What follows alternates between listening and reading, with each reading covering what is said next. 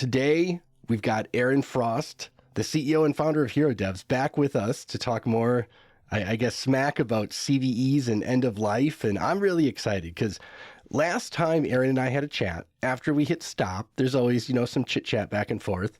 And Aaron brought up the, we'll say, unique problem of companies and open source projects and Linux distributions and kind of everybody that don't want to issue CVEs or at least note old versions are vulnerable to a specific CVE.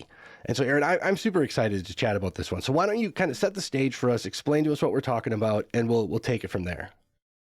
Yeah, well, thanks for having me back. I had fun last time we chatted, so it's cool to be back. I'm excited about this topic, and then happy St. Patrick's Day. That's right. This is going to come out way after St. Patrick's Day, but Aaron and I are chatting on St. Patrick's Day, hence the green hat, which is very nice. Yep. So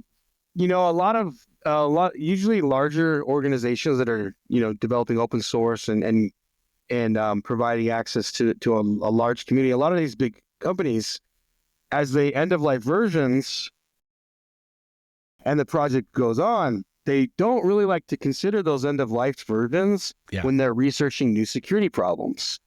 And it is costly to look at, if you're supporting 3 active versions and there's 10 end of life versions, it is costly to validate that a new security problem affects each of the previous 9 end of life versions. Like that, it's actually more expensive to validate it backwards than it is even on the things you currently support.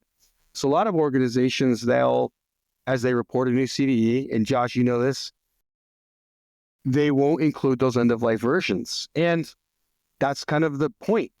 Some people think that that's fine, but I think it's at least inaccurate, because it leaves me and you out in the world with one of the end of life versions going, oh, hell yeah, I'm not affected by that version, by that issue, but you are. We just didn't include that version in the CVE, in the security report. Right. Well, and you might be. So I have the other side of the coin a little bit on this. And so one of the things we would do when I was at Red Hat, and we did this kind of work, is when a vulnerability would come up, we would look at our obscenely old version of something we were shipping and be like, please don't affect this. Please don't affect this. And sometimes it wouldn't, because it could be in a recent feature. It could be due to some compiler bug, whatever. There's a million things it can be. And so sometimes it doesn't. And I will admit, just from my experience in the space, it's pretty rare. I think more often than not, the vast majority of vulnerabilities are like X version and below are what they affect. And what's funny is a lot of projects will say X version and below. They don't give a floor to the version, but then there are projects and companies that will say only this version, right? Like version 1.6.0 to version 1.6.9, that's the affected version, except anyone who tests it or looks can see that version 1.5 is also affected. Yeah. And what you just said right there at the end, Josh, is the problem for me. If I'm a hacker and you tell me that there's an HTTP 3, a critical problem with it in any framework, I'm going to go back and find out when HTTP 3 was introduced, and I'm going to start testing against those versions too. Yeah. Because if you tell me it only affects the current 2 versions, I'm going to know that it goes all the way back to the beginning. And so by publishing the fact that the CVE exists and that there's now a fix for the current versions, you're showing the hackers, like the bad actors, the easiest way to hack the community. And so and this is where my ethics kicks in, where it's like, it actually is not ethical to not fully disclose everyone that's affected by this. And so I look at this, it does cost money though. And it's their prerogative where they're going to spend money. The good news, Josh, is people like me and you, if we find out, this actually affects 3 or 4 other versions, there is a way to attempt to get that CVE report righted. It's not as easy as it might be, but I think that it's okay. And so we can fix it. It's just the fact that the problem even exists is the issue, in my opinion. Sure. Well, I mean, so I can sort of relate to companies and especially open source projects, which are just chronically under resourced, not wanting to look at older versions. And you can sort of make the argument if you squint sideways and say, we don't know for sure, so we're just not going to report on it. And that like gets weird, I think. Now, the challenge is updating the data. So there's two paths here. And I've been on this train countless times and it's just full of pain and suffering. So there are instances where companies have a product that's just straight up end of life, and a researcher might find a vulnerability in that product that's just straight up end of life. Like there's no next version, right? It's just dead. And they go to the company and say, I found a security vulnerability in this product. And the company says it's end of life, we don't care. And that conversation is now over for the most part, which happens all the time. Yeah. So now there is a concept in the CVE universe where you can go to MITRE and say, I have found a security vulnerability in this end-of-life product, and here's all the information, please give me a CVE. And they will do it. It takes a while. It can, well, I shouldn't say that. It can take anywhere from 1 hour to 1 month, maybe, if you're lucky. Like, it's kind of unknown, right? Where you can say that I went to the company, they said, no, I'm coming to you. You're the CNA of last resort. Give me my CVE. And they might do that. Now, it gets harder when the company is the CNA and they've issued a CVE and you want them to update it. Here's where things turn into a mess. You go to the company, they say, no, we don't care, it's end of life. You go to MITRE and say, hey, they said they don't care, it's end of life, here's the information. And MITRE says, you have to work with the company, we can't touch this CVE because it's the CNA CVE. And then you go back to the company and they're like, haha, no. And now you have a mess. Yeah. And that one is, I have never seen that to completion because I've always just thrown my hands in the air and said, screw it, I'm done here. I don't care anymore. And that sucks. That's really tough. I have a pretty similar understanding, slightly different, and I'm hoping maybe I'm going to learn right now from you. From what I know, there are three root CNAs, like general roots in MITRE. So MITRE is a root, Red Hat is a root, and Microsoft is a root.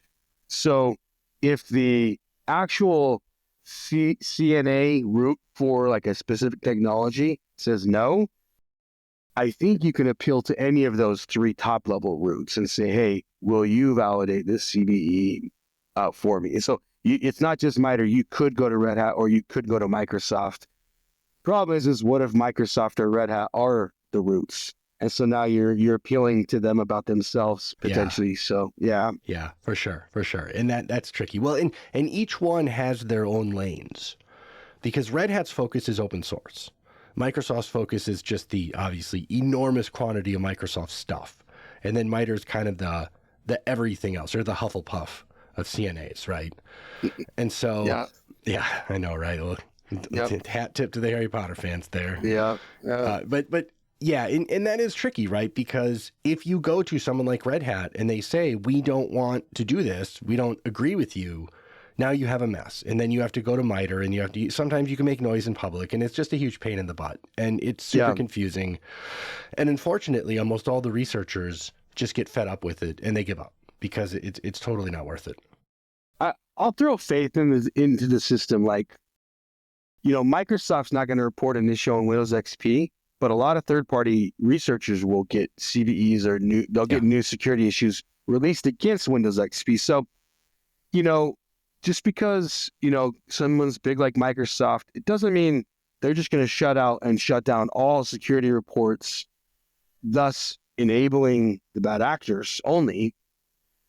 So there is good work in there. And me and you are talking about it is difficult to work through this MITRE system. But I'll just say it's probably a necessary evil, that it be a little harder to go around some of these roots sometimes. Because ultimately the roots aren't bad people. They just might not have enough resources. Right. Yes, for sure. And for sure. In that sense, they're great people. They just don't have enough time or enough money. And that's not their fault. And so it's weird to finger wag them for not having enough time and money. What's weird, though, is you try and give them your time and your money, and they go, I'm not updating that CVE. And that's where it's like, that's weird. Yeah. I would Yeah. suspect you would want to take care of your community a little more like meticulously and let them know. Yes. I mean, so I actually just went through this maybe a week or two ago where there was a Linux distribution that they only specified certain versions of something being affected by a vulnerability. And I'm like, this affects the older versions, right? And they were like, Mm-hmm. we didn't research it. And I'm like, Mm-hmm. I don't want to do this. Like, I'm not going to do this because I don't care enough to put the effort in. But like, we all know this is a like X and below. And I mean, they held their ground. They were like, we didn't research it. We're not willing to do that. We don't want to research it because we're busy enough as it is. And part of me is like, I understand why you're saying that, because if you are wrong in the infinitesimally small chance, Mm-hmm. then you're going to catch crap from your users, right? Yeah. And I Yeah. think the other piece of this, though, the thing I love is when I talk especially to open source projects, they're like, why would anyone run that version? It's like everyone is running that version. Like, Everyone. No one wants to be on old versions, but you have to be. So that's right. yeah. And that excuse is always the most amusing to me, where it's like, oh, that's the old version. No one should be using that. Now, I did, however, want to steer us into the direction of open source and end of life and older versions, because I think this particular topic is super interesting, where when you have an open source project, like if you look at Red Hat or Microsoft or Ubuntu or Oracle or whoever, they generally have very well-defined lifespans of products, where we're going to release a product and in 5 years it goes into extended maintenance mode, and then 2 years after that it's end of life, right? Whatever. They all do this all the time. Open source projects don't work like that. They might be like, oh, it's time to release version 2. And I guess we're not updating version 1 anymore now. And like, that is so much more confusing. And I'm actually curious, like, how your crew deals with stuff like this, because some projects will say keep it like version 1.x alive for a period of time. Some projects are like, whatever, it's abandoned, we don't care anymore. And like, how do you even begin to unwind a problem like that? It's never obvious. Yeah. It's brutal. I mean, I thought a lot about this through conversations with people like you, watching the open EOX standard trying to get passed, where they kind of get everyone to use the same syntax to describe their end of life. So it's like, not only do we not have standardized end of life, most people don't even have an end of life policy. Yeah. So I can tell you this, like, this is very, very specific to me. Here at Devs, we're about to launch a $20 million fund to open source authors, where we say, hey, if you will publish your end of life policies, if you will, follow those same policies that you've published, and then have a commercial support provider for when it does go end of life, so people can know where they can get support. Hero Devs will put you into this fund, and we will, we'll give you an upfront donation of somewhere around $5,000 for the initial work to standardize on your end of life policies and get them published on your website and to publish that provider. And then if Hero Devs is that provider, you'll get a share of that revenue back to those projects. So if Hero Devs were to sell some of that, so we're trying to allow people, you already get end of life your policy, you already get end of life that piece, that version, make it a little more standardized, make it a little more easy for like the OpenEOX team to read and like scan your website and know what your policy is, and then point your community at like somewhere where they can get support for this after the end of life, where it's commercially supported, it's someone that they can trust. If you do all that, you're enabled through Hero Devs to get some upfront meaningful donations, and then a share of the revenue of the ongoing sales of that end of life version. And so we're trying to monetize for you, the open source author, your end of life version. Like, you were about to walk away from it, you were about to throw it out. I'm trying to say, throw it out this way though, and you can get revenue donated back to your project. And so, Nice. Anyway, we're working on this, and it's a good thing, because helping authors make money is a good thing. You look at the event stream thing that happened in Node a few years ago. And that author was a good person. He just didn't care about that library anymore. And someone came in and took advantage of that community, the Node community, which is horrible. And we need to make it easier for people to get paid for their work and their effort, especially when hundreds of millions of installations of your software, of your open source project exist. And so, yeah. Additionally, I look at the security problem as like, we have to secure everything because can I just jump back out? I really am frustrated by this problem, the impetus of the show. Open source projects not accurately reporting the affected versions. It really bothers me because that is where the hackers go. If I look at a major backend framework today and they fix a security issue on the latest version and it only affects the current 2 versions, I know for a fact it's going to affect the current 2 and probably the previous 3. And if I don't know for a fact, I'm at least smart enough to go look, when was that code where their fix affects it? When was that initial code introduced? And if it was introduced 5 versions ago, I can find that out in 2 minutes on github.com. Oh, yeah, for sure. Like it's really not a thing to find out how, like, the amount of effort required to guess, not even perform the test, but just guess how long it's existed. It's like 5 minutes. And so that's what bugs me about the inaccurate reporting. Yeah. So I've got a great story to add to that. I have a red teamer friend that the first thing he does when he goes off on his mission is he scans whatever application he's pen testing and he looks at their dependencies, and he specifically looks for outdated dependencies that have exactly this problem where the newer versions claim to fix things and the older versions might not have it. And he's like, every time, like one of them is I hit one of them every time. Like it literally never fails. Mm-hmm. And so, it's completely a thing that happens. And I think speaking, just thinking out loud a tad here, and just from my past experiences, is rather than taking the approach of we don't know, so we're not adding the data, historically, we would always take the approach in security of we assume vulnerable unless proven not. And this is where I think the more correct way to be filing things like vulnerability information is going to be to say version X and below. Even if you haven't investigated it, it is almost certainly the more, we'll say, community and correct thing to do. And then if needed, someone could come in and figure out exactly the range if someone really wanted to, which, I mean, so there might be a reason. I don't know why they would. But I think generally speaking, and there's another piece to this, is I'm having this discussion right now at work, actually, is just because like some vulnerabilities might not be showing up for some incredibly old version of something you're running, like it is incredibly end of life and out of date. Like that is your problem. Who cares if it's missing one vulnerability out of like 700 you expect to be on the list? Like stop running old unsupported software. Like that is the problem here. I mean, the problem, there's a lot of reasons why people have to run that old version. And like for sure. Like stop using it. It's easier said than done.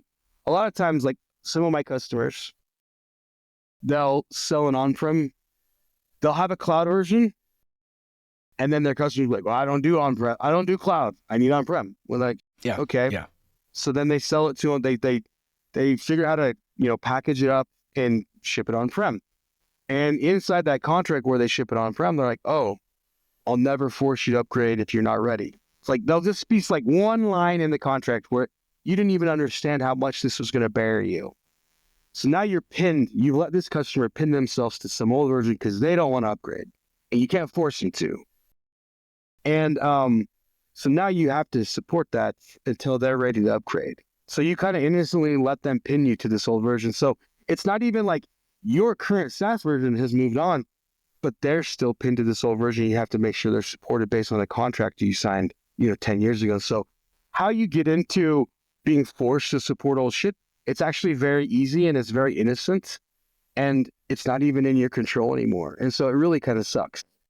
That does blow. And that happens. Now, at the same time, when you're in an environment like that, when you're running something on-prem and it is out of date, there are other ways you can compensate, right? It's one thing when you have a service sitting on the wide open internet. It's a whole nother thing when you have like an internal service that's only used by a handful of people, right? You can start logging certain things, you can lock certain things down. It is a very different universe. And I'm sensitive to that because I agree. There are many, we'll say, just ways people are doing all this. And I know I just said stop running old stuff. And that's the antithesis of what I know is the correct thing to do, because no one can. But I think there's also, it is a difficult situation to be in on both sides of it, right? As a vendor looking at what can I do, and as a customer trying to run their thing. And I mean, there's not a lot of, like, your company is an answer, obviously, right? And I mean, I don't want to turn this into an ad for Hero Devs for the next however many minutes, but like there are ways to do some of this stuff. And it's so hard, man. Like, I think the one thing we could probably all agree on, though, regardless of what your position might be, is claiming certain applications, only certain versions are vulnerable to something, and not just doing like a less than, feels wrong to me. I agree with you 100%. I think you said this already. I just wanted to echo it. It should be assumed that it affects everything unless you know it doesn't. Like, I'll give you a real tangible example. Eminently, Chrome is going to release observables as like a native API. If in 2 years there's a security problem found in the observables, I think it's pretty safe to assume it doesn't exist in anything prior to this latest version of Chrome. Like, it's obvious that's a brand new thing. But if it's not tied to a brand new API, I don't know why we wouldn't just assume it affects, until I do the research, it affects everything. Yeah. And I mean, web browsers are one of the unique pieces of software, I think, that running an out-of-date version is probably unacceptable in every possible instance, right? I totally agree. Although I say that, and I wonder how many people are still running IE6 to access some ActiveX web page that was built by an intern in, 2005. It's not zero. Electron challenges your position a little bit because it's a browser technology running as a native app. So it challenges a little, but I generally agree with you. Yeah. Electron. Oh, I love it. I love Electron. I do think more companies need to just imply that it affects everything. Yeah, well, in projects, I mean, everybody. It is a problem I see on a regular basis, and I've argued with many of them. I always lose, but it'd be cool, and I guess I'm ideating. It would be wonderful if, for example, I know Sneak has like has a dependency health score. I think it would be great if it looked at your end of life, you have an out of date version, and as part of the health, it said there's this many security fixes after this version. So it didn't even affect this version, but I can assume probably a big chunk of those affect this version as too. They just weren't reported correctly. And so it'd be nice if the Sneaks of the world inside their open source health scores could just assume the all new CVEs affect the old versions as well and kind of ding you big time on that. I mean, that's an interesting idea, actually. And I'm going to think about this one now because you are correct. If I have an application, I'm on version, let's say I've got version 1.2, making up stuff. They're on version 4, and there's 30 vulnerabilities between my version and the latest version that don't say they affect version 1.2. It's almost safe to assume some percentage of those do, right? It is highly unlikely that all of those vulnerabilities would only affect the newer version. And so, I mean, one of my complaints about the whole vulnerability universe is we love to obsess over like individual findings. And like in your particular instance, you do obsess over individual findings because that's what you're fixing. But when we're looking at these systems, like we need to zoom out sometimes and just take a look and say things like, if there are 30 vulnerabilities between the version I'm running and the current version, but my tooling is reporting none of them, there's almost certainly something else going on, be it the data's bad, my tool is broken, like it could be a million things, right? And so I think that's where you can look at the shape of a graph and say, like, yes, there is 100% something wrong with the particular package I have. But now, like we'll kind of finish the conversation on this question I have for you is, so like in the context of someone like Hero Devs, let's say there is a vulnerability that isn't cataloged as affecting an older version. Do you still look at the new vulnerabilities and decide, yes, it does affect the old version, and fix it for the older version then? Like, do you do that level of research? Because that's hard, man. Oh yeah, no, 100% we do. Like we have customers that purchase from us supported versions even of Node, for example, because the Node team said, well, that only affects V8 when it's in Chrome, so I'm not going to fix it because Node's not in Chrome. Right. Our customers still want to fix, so we'll fix it for enterprises, even in life versions of things like Node. But I definitely look at my customers and say, hey, you're running, an end of life version of like .NET. Well, I know for a fact some of these CVEs affect .NET, that version. The CVE just didn't get reported that way. So I'm going to ship to you the more secure version of .NET, for example. It's not just .NET, but as an example, you actually have the most secure version of .NET 6 in the world. The CVE, I'm working on getting the CVE to admit that .NET 6 is vulnerable to it, but I'm not there yet. So I do fix it and provide it to my customers as a way to like validate the relationship. But ultimately, I need more clout with MITRE to get through some of these conversations. And so yeah. Good luck. But MITRE's great. I said that, but like I do think MITRE, it's working, in my opinion. It's working. I don't think it is. We could probably argue that point at length. I have many thoughts on what MITRE does, and I will give them a D, maybe a D+. But I think there's a lot to be desired in that ecosystem. And I will echo your frustration with .NET. I have fought with the .NET stuff countless times because it is very common for the vulnerability data pushed into the CVE program, especially for .NET, to have it to be incorrect for a variety of reasons. And getting that fixed by contacting Microsoft and other organizations is like, oh man, it has been brutal. It has been so brutal. I think the last one I got, I ended up like going through Red Hat because they were being flagged in one of their advisories and I couldn't get a hold of Microsoft. I'm like, maybe Red Hat can do something here. They got it fixed, but I'm like, oh my goodness, this is madness. But yeah, man, it's rough. I'm literally in the exact process you just described right now. Oh, that's good. I'm sorry. It sucks. But I mean, it does suck, but like, it's working. So like, in the same way that speed limits and other traffic laws haven't prevented a lot of the deaths, things like seatbelts do an imperfect job at helping reduce. And so I do think MITRE, its net effect is good. Do I think that the system MITRE's built allows for some stuff to get through still? And yeah, I do, unfortunately. And so like, it's not perfect, but I do see how it helps. Sure, for sure.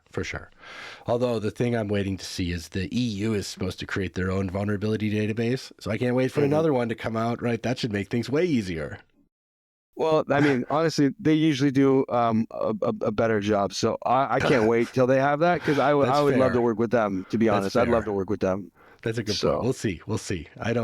I'm always terrified, though, that they'll make something that's just CVE but worse. So who knows? If it's CVE but it helps the consumers more, I'll be happy. That's what I'll say. That's fair. I mean, and I think we forget about that too sometimes as vulnerability nerds. It's easy to either complain about things or claim we're right or whatever. And at the end of the day, it's really just, keeping the people out there, safe and on the path, man. As long as it makes people more safe, even if it sucks more for the open source maintainers or whoever. Well, no, not them. I still can get more. Open source maintainers owe us nothing. Like they get a free pass.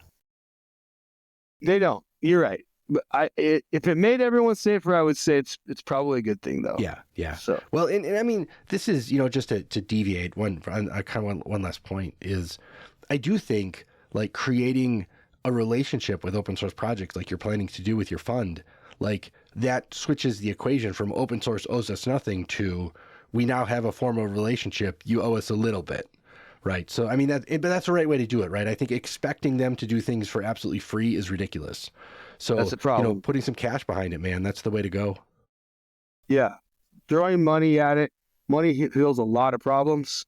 And in a world where a lot of open source projects don't even have money to buy stickers, I know, right?